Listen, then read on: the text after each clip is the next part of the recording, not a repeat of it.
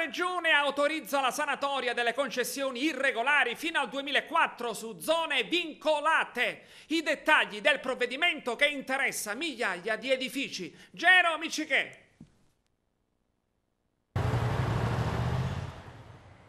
La Regione Sicilia interviene nel tormentato e disordinato settore degli abusi edilizi e delle sanatorie nell'isola, tentando, tramite una circolare dell'assessorato regionale a territorio e ambiente, annunciata come utile e di ampio rilievo, di sciogliere alcuni dei tanti nodi urbanistici ricorrenti da decenni in Sicilia.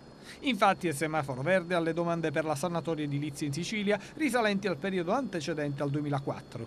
Il provvedimento comprende gli immobili costruiti in zone sottoposte a vincolo paesaggistico. Più nel dettaglio, saranno recuperate le domande di regolarizzazione presentate prima del 30 aprile 2004 al fine di sanare gli edifici costruiti con una concessione edilizia ritenuta irregolare perché rilasciata dal comune di competenza senza la preventiva e obbligatoria acquisizione del nulla osta delle soprintendenze ai beni culturali e ambientali e quindi in violazione delle norme sul rispetto del vincolo paesaggistico imposto nella zona di costruzione.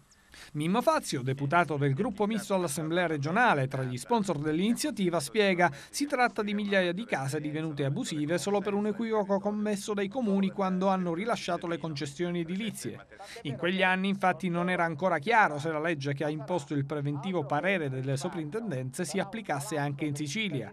Dunque le domande di sanatoria giacenti fino al 29 aprile 2004 saranno subito accolte e i proprietari degli immobili sanati pagheranno per regolarizzare la concessione una sanzione già quantificata in 516 euro. In alcuni e parecchi casi potrebbe accadere che il comune, ancora errando, abbia già concesso la sanatoria senza anche in tal caso il parere preventivo della soprintendenza.